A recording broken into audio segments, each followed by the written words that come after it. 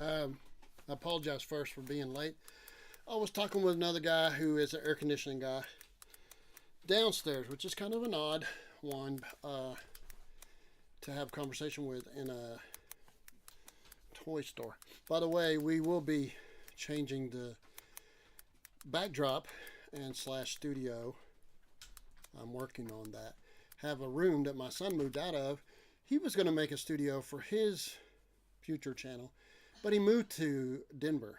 So I will make it, and if he comes back, it'll be made the way he wants it anyway. And you get the benefit of seeing that,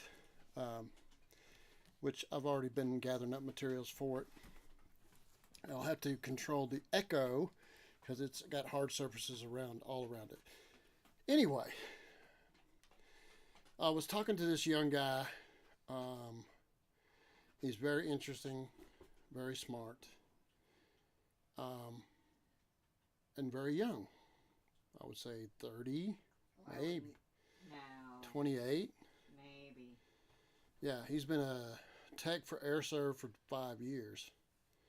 That means he's not a helper, he was a tech for 5 years.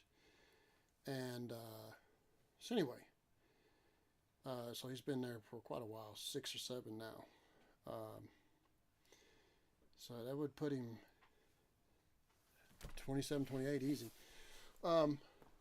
He's not much older than that, though. I was like kind of surprised. He makes if he sells an air conditioning unit, there's only 3 techs for all of this Southwest Missouri. So he makes a commission for sales, and he makes monetary, not very much, but I think he should make more. And I think the situation is that most of the people, let me give you this scenario, and this is not far removed. They sell you an air conditioning system for $12,000, which is not unheard of now. And it's a very efficient one, but it's not outlandishly efficient. They're more expensive than that. But let's say $12,000. The actual cost is probably closer to $4,000. Materials and all. So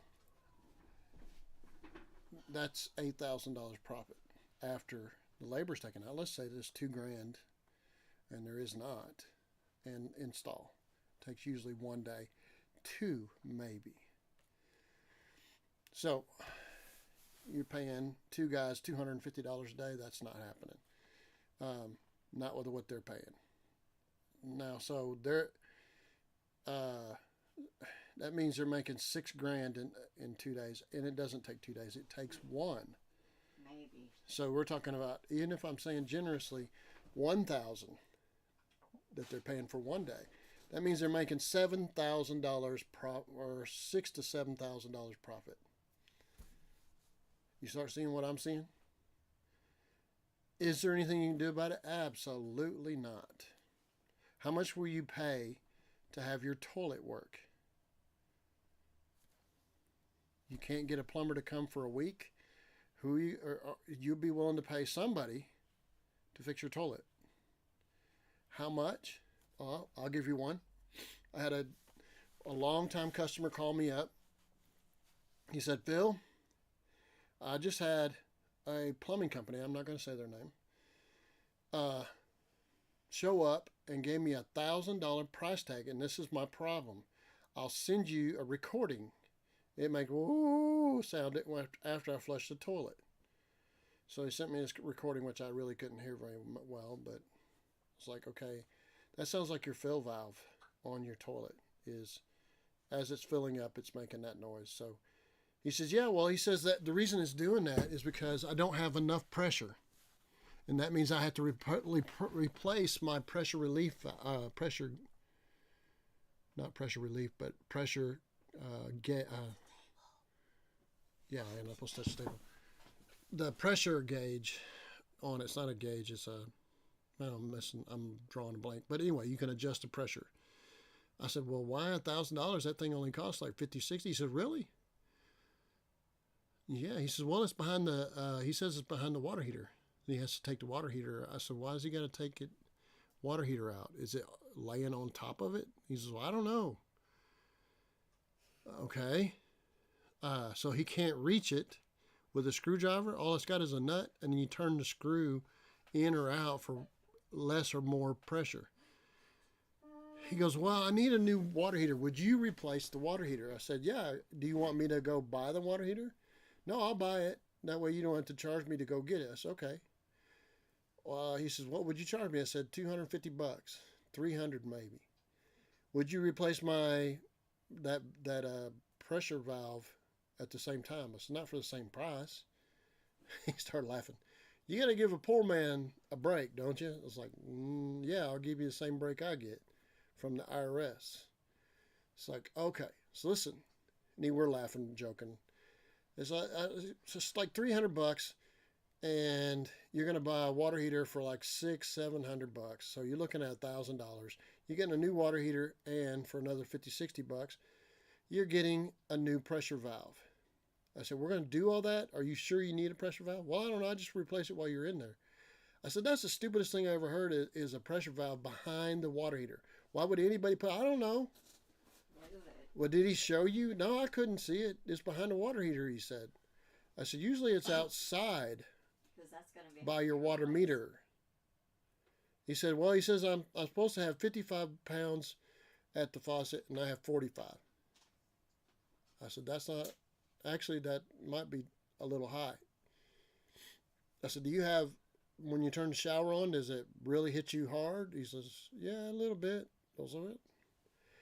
I can adjust the pressure wherever you want, up or down, with what you have. But it's like 17-year-old. I said, okay, if you want to replace it, just sound like it's going to cost you like $1,150 to replace the water heater and the pressure valve.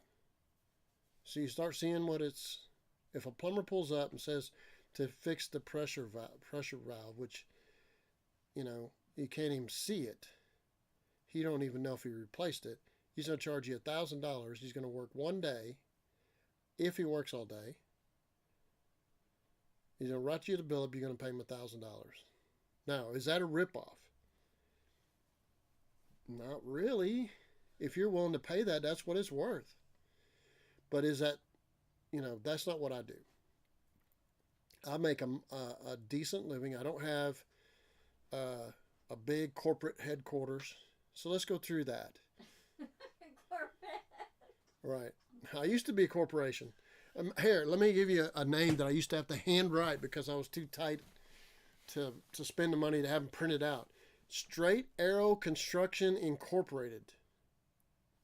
Do you understand? That is a long, it goes all the way from one side of the sheet to the other. Straight Arrow Repairs long. Straight Arrow Construction Incorporated is what my corporation was. So I got rid of that because if you make a mistake on your paperwork or you don't file your paperwork on time, they shut you down. And they fine you. They don't just shut you down. They fine you. A lot. So I was seeing an accountant, and she said, well, can you help me go through this? Really don't get any benefit from a corporation until you make about $750,000 a year gross. Oh, well, I'm not making that much. I don't need this corporation like everybody tells me. So now I hear all this stuff about, if you're going to start your business, whatever, selling fruit, you need to have an LLC. No, you don't. So let's understand what, and I know this is jumping off, but an LLC is meant to say if you have a rental and those people that might try to sue you, first they're going to sue the property, not the property owner, because it's an LLC. It's owned by an LLC, not you. You might own the LLC through a lawyer, okay? And so when they sue because they hurt themselves, and the only thing they can attach to is the house, not you. It's not going to go straight to you. It's like if you have your employees who run over a pedestrian, if you have an LLC, that pedestrian could sue the LLC but not go straight on over into your wealth. So if you have a corporation that's for cleaning out trash piles and stuff like that, it can only sue for the company. And you can divide the company up into smaller LLC corporations. So that is a limited liability corporation is to provide you separation from your assets and not get sued through your asset to you. Ta-da! All right. Now, as a repairman who does a wide range of things, over and over and over again, I am seeing the trades pretty much charge whatever they want. I had a clinic that I do work for. The guy called me up. He said, Mr. Phil, because he's down near Louisiana, and for whatever reason, Louisiana does the Mr. then your first name. It's like, hey, I got this company that's going to charge me like $12,000 to rewire that whole clinic. Do you remember if there was any neutrals? I was like, no, I never saw fit to take the panel cover off, but I do remember seeing neutrals inside the light fixtures that I was working on. I would have made note of it if there was no neutral. He goes, well, for some reason they're saying so whoever wired this building, there's no neutrals. And they're going to have to bring a whole crew out there to pull in wire. You have to pull out the main wire and pull in an additional neutral. I said, why don't you let me go out there and look at the panel? He said, oh, this is a, I don't know if I want you to I just wanted to see if you knew. I don't want you to cause the grief because this company does a lot of work for us and they're legitimate. They're a good name on their company. I said, well, you really ought to let me go look at it. Send me out there to fix something else. He says, oh, no, I got another place I need you to go. Another clinic. Well, guess what? They didn't do the work because they were too busy, supposedly. So I said, he said, would you go out there and look at it? I want to know if the building's going to catch on fire because it don't have neutrals. I said, well, if it don't have neutrals, it wouldn't work unless it has a ground. You're trying to use the ground as a neutral. But I'll go out there. So I went out there. It had neutrals on every circuit. Every one. Every breaker had its own neutral. Even though you could share. Where you don't want to share is on a three-phase. That's another story. So, they were about to get hit by this reputable company. I'm not going to say their name. For about $14,000 to do nothing but have a bunch of guys go out there and stand around for a day or two. No money needed to fix because it was already done. They're going to shut the whole building down. They go, oh, you guys are going to have to go and... Is that dishonest? Yes, that's dishonest. Now, do you understand the difference between charging $12,000 for an air conditioning that is actually only $3,000? Doesn't mean that they should only charge $4,000 because they can only make $1,000. No, they can make a comfortable. They're going to have. If a company, say a corporation, like I was going to lead you into, they have a metal building. Let's say pretty decent size because they got to be able to hold their Freon. They buy Freon in bulk so they can get the price down. Freons, there's a lot of different Freons, and we got a new one coming after the first of the year. Okay. So they got this building, store all this equipment in, a lot of real expensive equipment. Let's say field piece gauges. Well, I know that sounds, and they have those where you can kick them into your phone or into a tablet, and you can see exactly what everything is. That you can put them on there without any actual hoses. It's all electronic. It reads the pressure. It will tell your Freon when to shut off and on. It has all the super heat all calculated out.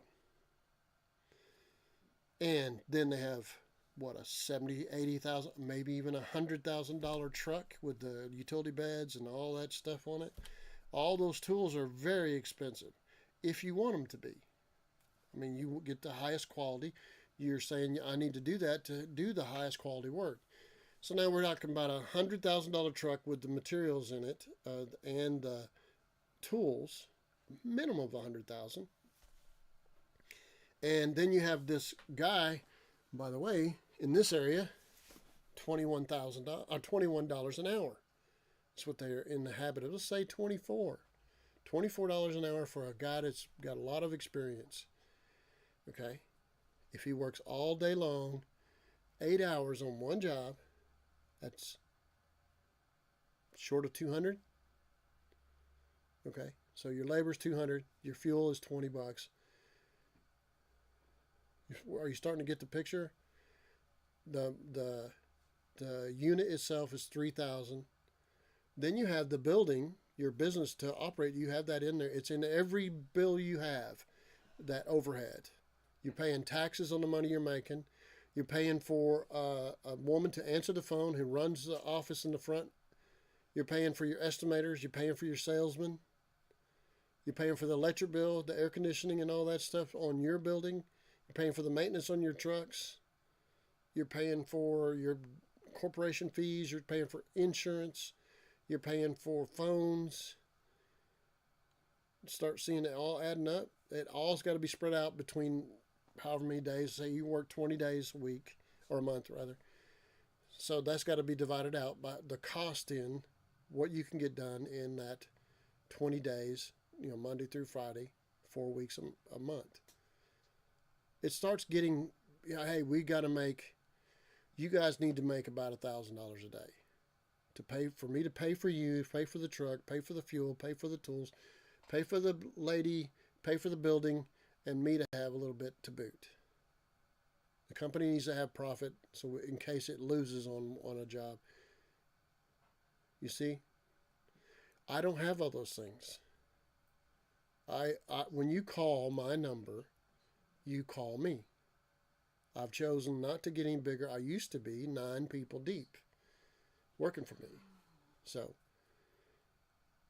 are the trades going to get more expensive? Yes. Are the plumbers going to get more expensive? Of course, yeah. Because there's less of them than there were. Okay? I think there's a thing I just saw recently called Price's Law. So businesses in the United States, there's probably 50,000 businesses. I don't know, some huge sum. But Price's Law says that 5 or 10% of the total create 50% of the gross. I know that's going to get complex, but they're really high performing companies. So 5 or 10% of those companies get 50% of it. That means the rest of the other 90%, let's say, 10% get 50, the other 90 get the other 50, lower performers. But whenever they lose help, and the help retires, because they're tired of making $25 an hour, when they hear their buddies across the United States are making more, they say, hey, you know what? I like it living here. It's cheaper to live here. I can retire on this. I'm just going to retire now. I've been paid in enough. I know how much I'm going to. They send me so they retire. So for every 5 that retire, 2 replace those. So in the trades, all of the trades, some of them worse than others, 5 to 2. 5 retire, 2 replace them. You see that shortage? So what's going to happen is a bidding war for plumbers, electricians, air conditioner guys, grader operators, concrete pour people, roofing people, painters. You start seeing what I'm talking about? Each one of those people have skills that you can't learn.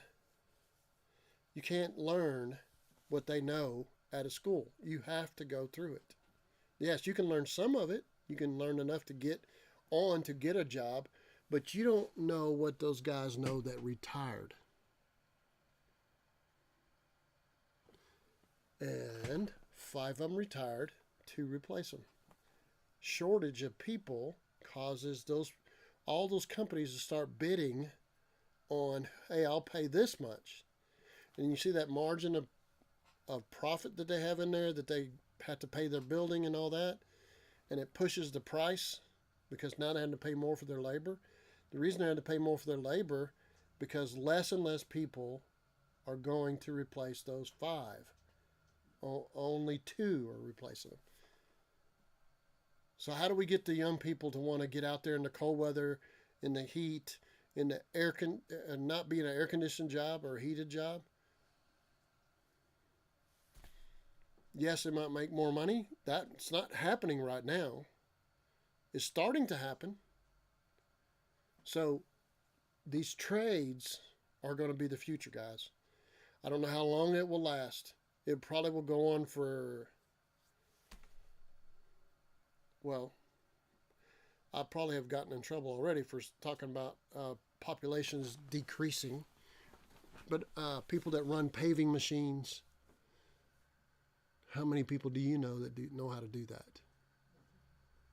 Okay. So how many people do you know how to work on the water supply lines in a city or in a county? Work on them, not install them. Installing is a whole nother game. How many people do you know how to drill wells or work on the wells after they've been hit by lightning or just wear out? All those people, and I can go on and on and on, have skills. You cannot learn those at school. They have those skills that they've learned by experience.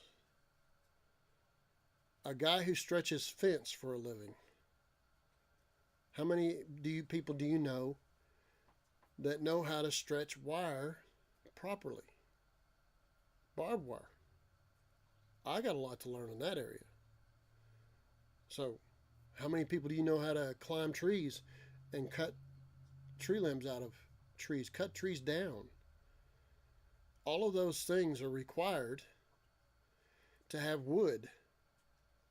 How many people do you know that know how to work on an oil rig? And if you've ever seen any pictures of it, they get oily, greasy, dirty.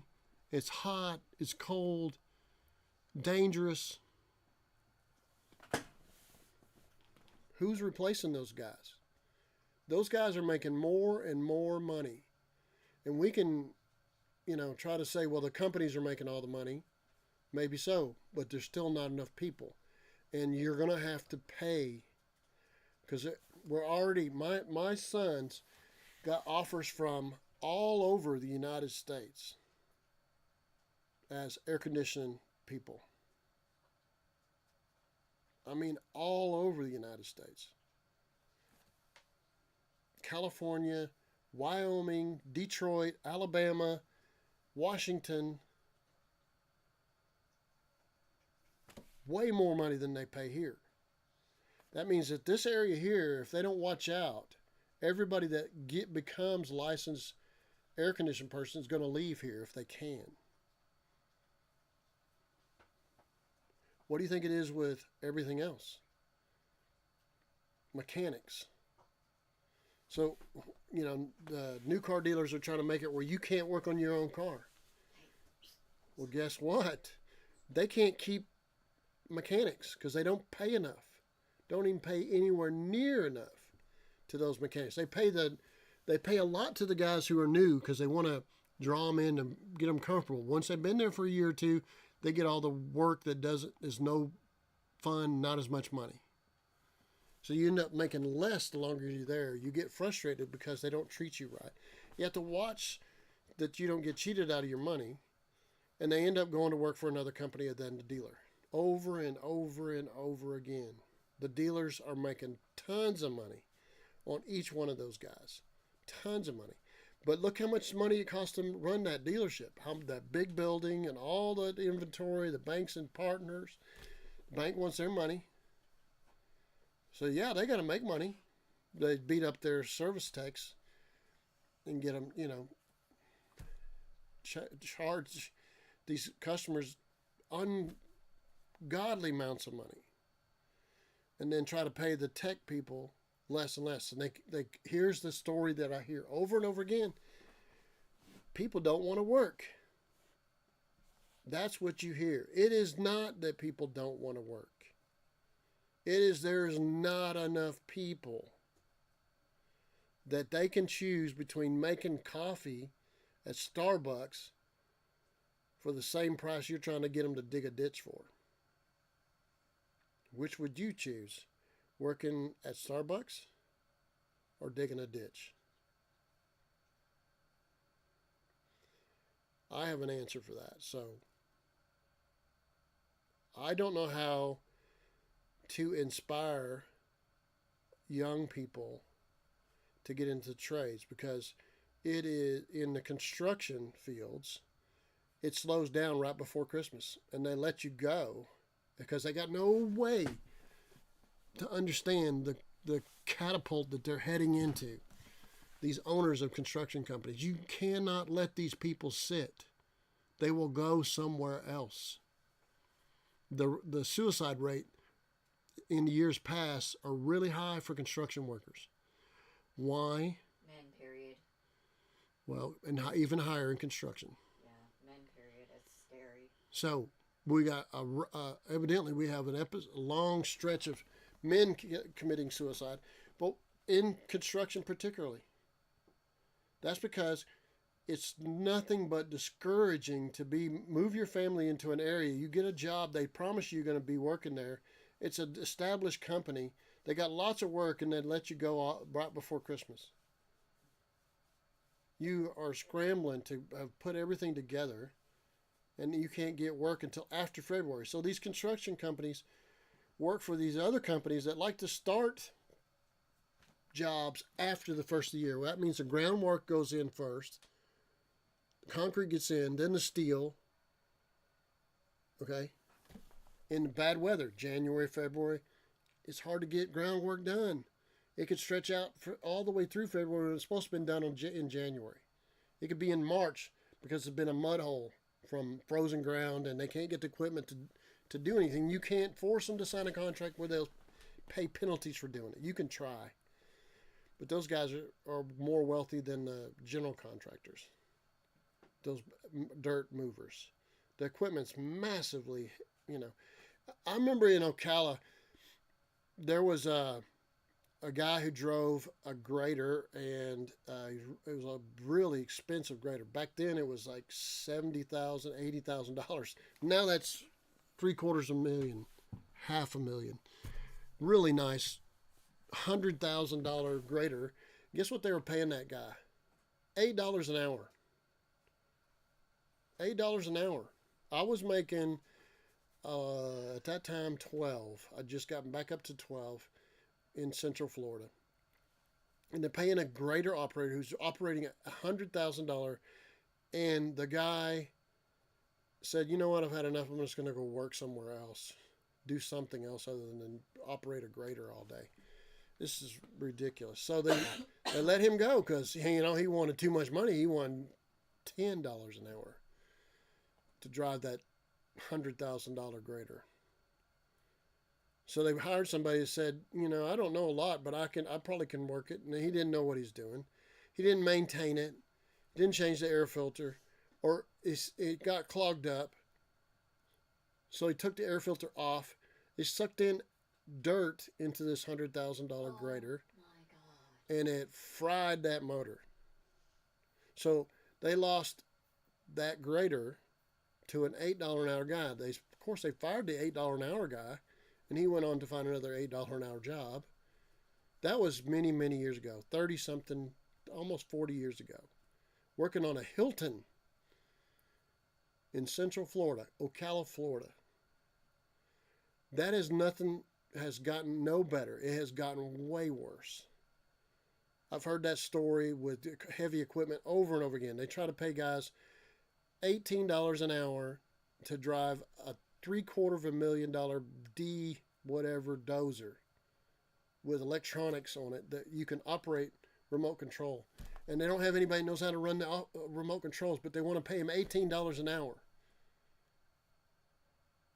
Are we starting to understand that there's a shortage of people? I would like to be talking directly to the contractors, those subcontractors, those dirt earth movers. If you don't understand that there is a shortage of labor, no matter how many illegal aliens or legal immigrants, whatever you want to call them, they're not going to replace these skilled guys.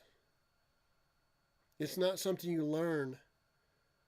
I remember a guy saying, I'm going to send him with you to work on this job doing drywall finishing so he can learn how to do it. And I was like, so you think he's going to learn how to do drywall finishing in 2 days? Because 2 to 3 days for me to do this job, he's going to learn how to. Do you know how stupid that makes me seem? He says, I don't know why you're getting all personal about it. I was like, you're trying to tell me that somebody can learn what I know how to do in 2 days? That means that I've been working for years trying to learn how to be this good, and he can learn it in 2 days? That's the insolence. That's the naivety of the owners of businesses not understanding the skills that these guys have. They don't understand what they're doing to the family. They don't want to understand. They're not going to get busy work to keep those guys. When I worked for a general contractor, I was a drywall guy, metal stud drywall, acoustical ceiling, synthetics, EFIS systems, elevator shafts, Rayco systems. I can go on and on, all the things I did. The general contractor that I was working for, a regular contractor, now I'm not going to say their names, it's in Ocala, Florida. The general contractor said, hey, would you consider working for us? I said, yes, but how much money do you think you're going to pay me? Well, we'll give you $12 an hour. I said, I'm already making that. Why would I go to work for you? Okay, we'll give you $14 an hour. I said, what is it do you want me to do? Just what you're doing. I said, okay. Tell me more. So he's like, oh, we're going to have you gather up materials. I said, no, that's beyond what I'm doing. Yeah, we're paying you $2 an hour more. I said, it's not enough. It's not enough. I can stay where I'm at and not do all that extra work. Okay, well, we'll give you this much. I think it was like $15, $16 an hour. We'll let you hire whoever you want for whatever price you want. I said, no, you won't. You're going to tell me what's high and low, but we'll work it out. So I went to Suncoast, well, I shouldn't say their names, and said, hey, I've been offered this much money. They're like, get out of here.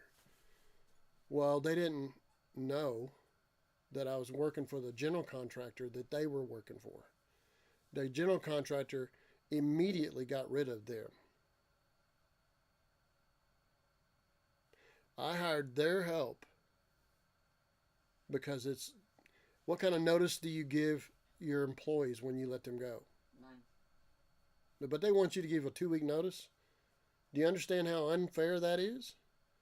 Well, what they do is hand you 2 checks when they're ready to let you go. They don't even tell you, hey, in a week or so, we're going to let you go. No. So anyway, I worked for the general contractor for worked on remodeling banks, probably almost a year. And he says, hey, we're running a little bit slow. We're going to have to let you sit for a little bit and we'll call you in a month or so when we got more work. I said, hey, understand this. If you set me down and I don't have any work, I'm going to work somewhere else. Oh, now, come on. Don't get all bent out of shape about, it's not personal. It's just business. Yeah, I understand. But understand me, I will get a job the day after you tell me you're cutting me loose. And they did, and I did. The next day, I was at work at another place. Guess what? Who I was working for now? Right, the drywall company that was mad at me for working for the general contractor. So when the owner of the company said, why did you do something like that? I said, because you weren't paying as much. You think that's any different now, 35 years later, when there's less people? No, it's worse. Sure. Drew just ran into that. So my son was working for a large corporation, very large corporation. They pay more to the guys who change doorknobs than they pay their air conditioner guys. They gave Drew a raise, but they didn't want to give him up as much as they give the guys who do random repairs throughout.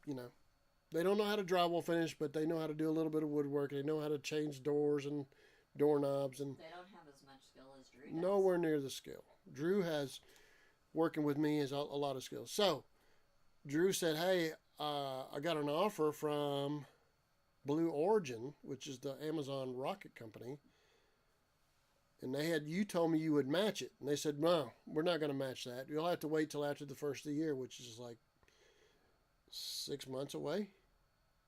And he says, "Well, if you don't match it, then I guess I'm going to go." He said, I told him, I said, "Just tell them, hey, that you're willing to work for them when you're not working for Blue Origin." And they said, "No, we're not going to do that. We'll find somebody else." And they have not. Well, refused to hire his brother, too. His brother was willing to step in and learn with them, and they said no. And they actually went the other way, trying to hire people for less money. They tried to hire people for $21 an hour in Washington. It's not going to happen. Okay? That's just people being foolish, thinking you can manipulate the market by actually paying less. You know how foolish that is? They're not going to listen to this live stream. But somebody should learn from all this. These owners of these companies need to understand, if you have a good employee, even a mediocre employee, not a warm body, but a mediocre employee, somebody who shows up on time, is willing to work, shows some, you need to pay them. You need to quit trying to take your vacations and take some of that money and give it to your employees, because your vehicle is about to lose its wheels. It does not happen.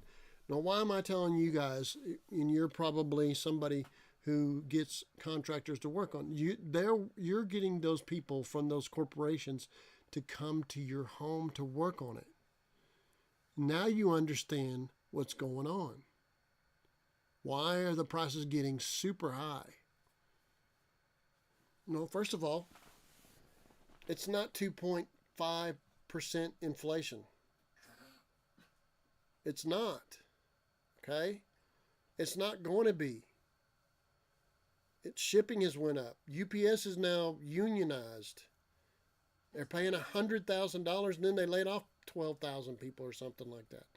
Crazy. So, are we starting to understand what the circle is with trades people? Guys who drive trucks. That's a skill you cannot learn at a driving school. The things they know are and tricks of backing up a truck in a crowded street, you cannot learn at driving school. You can get an idea, but how much have you learned since the first time you started driving? All these things we're having to deal with as customers. Well, this guy's going to come out and work on my air conditioning. He's going to fix my plumbing. He's going to do my electrical. He's going to paint my house. I want you to understand, there are going to be less and less people, period, doing the work for two intersecting reasons. We have not been training the people or encouraging the people to be trained. We've been telling them, hey, you need to go ahead and go to college first for 60 years, something like that, 50 something. And we have less people going into that are available to go into the trades. You're not going to do it with illegal, people that don't have even, places that don't even have electricity. That you're not going to fill the gap. Okay? It's not going to happen. You're not going to teach a guy to run a paving machine and speak English at the same time. It's going to take years to replace those people that are leaving. Not because the world's a depressing place, but because we have a legitimate numbers issue in the trades. What does that mean to young people or anybody that's not in the trades? You might consider working in the trades. Air conditioning's wide open. At air conditioning, if you went to college for air conditioning, I think you could be done in 12 weeks. Okay? 12 weeks. And you're going to make $21 an hour? If you have experience, they say. They won't want to hire you unless you got experience. How do you get experience if you don't get hired? Who's going to... You can't do that. That's old school thinking. That's 30 years ago. You might be able to do that. We are not understanding the trade's problem. And I'm not even talking about morality as a contractor or somebody who owns a repair business having morals. Not stealing while you're inside the house, or not being totally dishonest about what you spend on materials. I know people who are scooping up receipts in the parking lot of Home Depot and Lowe's. Why are they doing that? Because they need them. They get refunded and they add it to the bill. Who is teaching morals? Is that part of the trade school? No. I say the opposite. And the addiction of screen time has reduced productivity in the United States and the whole world. Yeah, that's really cool that we have screen time and we can look up all kinds of things. But how much time are we losing in our life to that screen time? And you don't think that affects the tradespeople? For sure it does. I saw a guy here walking along a construction site, hard hat on, the coat and everything. He's walking right beside the paved road that goes right by Home Depot. He's looking at his phone. He's heading up a dangerous construction site, looking at his phone as he's walking. Okay? You know, I cannot understand how to explain to you how this screen time loses people, just sucks up their life. It's entertainment that is overdrive. And now we have, say if we get somebody at the job and you give them a little bit of time having to wait on materials, they don't have a problem with it. They're looking on their phone, they're talking to their friends on Facebook, they're blah, blah, blah, blah. All kinds of time on the Facebook instead of doing what they could possibly do, get everything ready for the part that's coming in. Even our guys, you have to ride. Yeah, I have to tell them, hey, get off the phone. How am I able to impress upon you guys? This is where we're heading is going to be, you need to surround yourself if you're a homeowner with honest people. You find somebody honest, you keep that number, and you hope that they can stay around trying to survive, because when you first start out, it's hard. People don't know you. You spread the word of that guy. Don't take advantage of that guy. If you don't pay him, you're not going to be able to call him next time you have a problem. Not only because you don't like people that don't pay you, he don't have no money to be in business anymore. A good mechanic, you want to rip your good mechanic off? Oh, no. Okay. No. Do you understand? We can't even find a good mechanic. I don't have time to be a mechanic anymore. I literally have to take away from other people who need my services to be a mechanic. I could easily pay somebody $30 an hour. Have offered it. And offered it. I'll just tell them, hey, dude, I would rather do it on a subcontract basis. How much would you charge me to pull a transmission? On just regular old trucker car? Yeah. Was that front wheel drive or rear drive? Rear drive. Okay. You can tell they're not ready for that question. If you have a So I like, hey man, I'll give you $200. Come over and pull a transmission. It's supposed to be one today. He was supposed to be here today. Oh, really? Yeah. Yeah. I talked to him and he said, yeah, I'll be there. I need that $200. Didn't show. Are we starting to get the idea here? I think that's probably the 8th or 9th mechanic that we've tried to get in the last year or two. And I am not trying to make people feel sorry for me. No. I'm trying to explain to you, even as somebody who knows a lot of other people It's hard to find. who are, claim to be able to fix things, and I can't find them. And when I do find them, I keep them busy until I run out of money that's to spare. All right? I'm telling you guys, it's not a money shortage problem. Yes, there is that to think about. It is a trade problem. We do not have enough people that are skilled, not went to school, faking it until they make it. Talking about people that are comfortable in their own skin doing these things, working on a coal machine, a coal grinder. I'm working on a subway driller in these big cities. Working on being a steam fitter. Working on industrial job sites. Doing whatever trade you want to think about. Concrete pouring. Block masons. They have to stay busy, guys. Or they're going to go on to work somewhere else, like Burger King or something, as a manager, because at least it's steady money.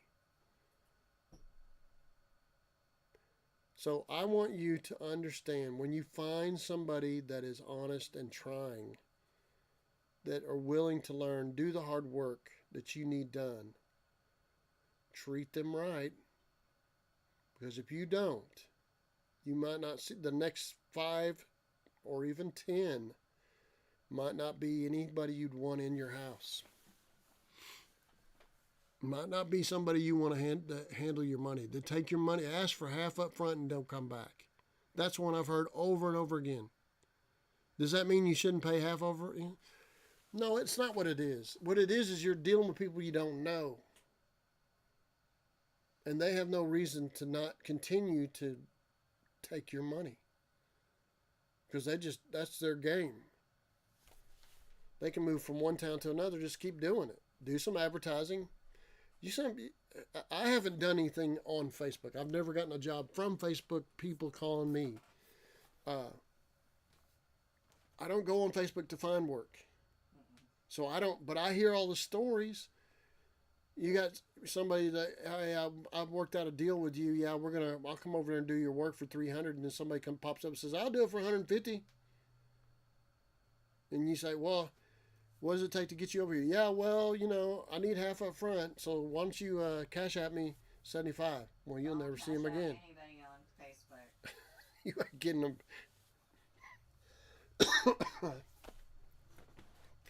I'm telling you, not only is there a shortage of people that are in the trades to replace the ones that are disappearing, they don't have morals. There's a ratio there. They are weak, and they're willing to charge anything they want and see if you pay it. Or they're willing to take your money and run. Or they're willing to do shoddy work and say they did it and cover it up. And you find out later they didn't do the work. It's too late, you done paid them. So you like, oh, well, I'll stop payment on my credit card. I'm not happy with that product. No, it's a service. But hey, say you get it stopped. What are you doing now? And this has been going on a while. You're destroying the ability of the credit card or the debit card for being legitimate. When you can take it back, you can't do that with a check. You can stop payment on check. But you do that very much, you're in trouble with your bank account. If you stop payment on a check over $250 in a lot of places, you're looking at a felony. So now already a credit card or a debit card is not as legitimate as a check. And a lot of people are not taking checks. But guess what? In the middle of all that, credit cards and debit cards are going to become worthless if it keeps on happening, where people just decide they don't want to pay. How about this? They don't make their payments on the credit cards. The credit cards were being charged for these jobs, say $4,000 or $5,000. They put it on the credit card. The credit card company takes over their account because they're not making the payments. They come back to you as a contractor and say, you know what? We're taking that money back. I've heard that happen. We're taking that money back because they didn't pay on it. How does a contractor or a repairman deal with that? You are going to push those guys that are in the trades out. Out. Your lawn mowing guy, your pressure washing guy, your guy who does fencing, you're going to push them out.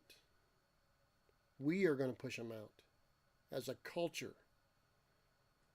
It's this trades thing is coming from every direction. If we don't take care of these tradespeople, if we don't teach them how to be honest as good people, then there's just going to be even less of those guys.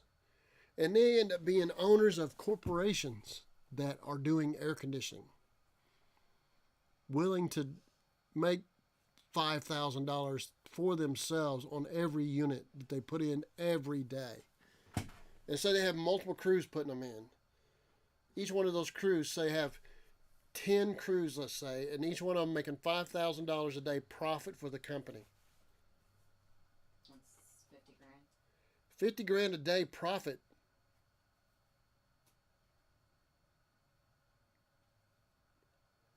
I need you. I'm not depressed. I'm just at age 63. I'm looking back where there used to be a lot of people that were looking to get the same job, and now there's not. There's not a shortage of jobs. There is a shortage of people to fill the jobs. You cannot bring people from another country and expect them to know the things that the skilled people know. You cannot. You cannot teach them that quick. It's going to mean they will not survive. The companies will not survive. Those employees will not survive. There's a lot of them that have, but as a whole, we will lose ground even more. Okay, and we're still not talking about morals. God bless the Hispanic people, but let's think about how much money, for as long as I've been working in the trades. I remember when I was still in high school, when we're talking about, I graduated in 1979, 78 and 77, people were sending money back home in Mexico then, Guatemala, Venezuela, sending it home. It's still there. All those places, they're sending money from this economy to another country. And I can talk about that. They're in trades. Okay? They don't intend to stay there.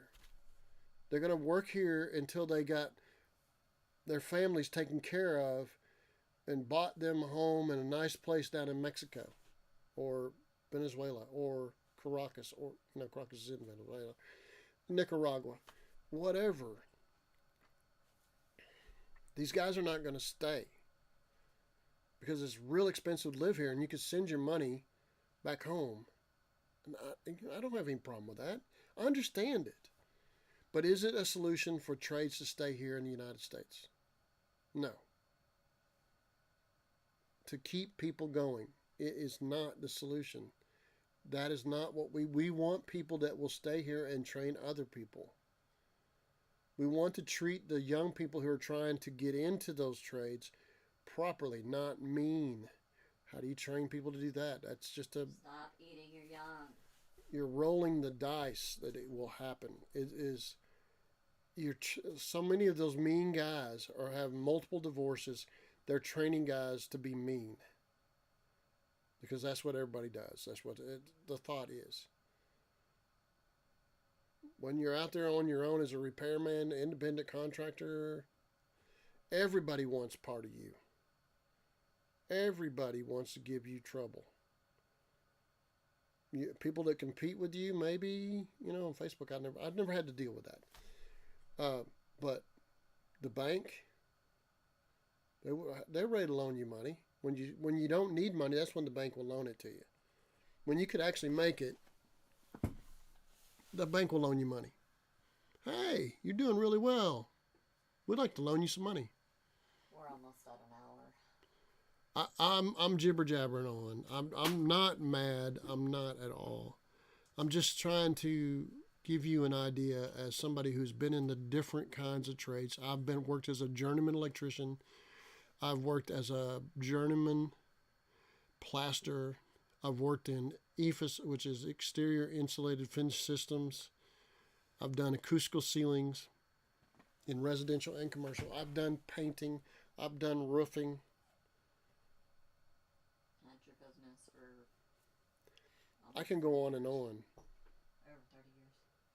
I have done these things. I know what each of those guys tell me when I talk to them. And they talk to me because I don't talk down to them.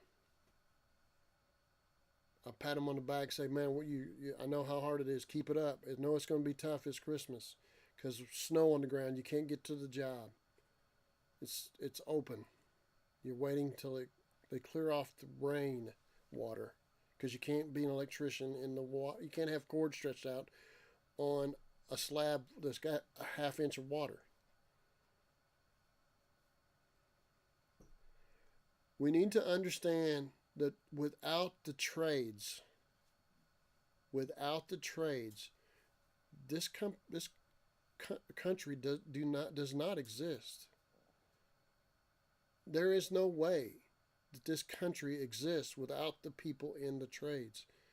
We cannot just line them up and tell them, hey, go be this. It's not going to happen. It's not. And then they have to be willing to do it. And not get hurt. It's not like the Soviet Union where, hey, well, you died. Next one up. So be aware. If you find somebody good, you take care of that person. You recommend that person to other people so he's still in business. You treat him properly. You treat him with the respect that you wish to be treated with. If you don't find that guy, you got to move on to the next. Okay? There's just less and less of them. I'm leaving you with that thought. Check me if I'm wrong. Let me know if you think I'm wrong. I'm good with that. When I stop learning, I'm going to be dead. All right, guys. I'm going to let you go. I wish you all the best. I apologize for my being late. I was talking to another trades guy.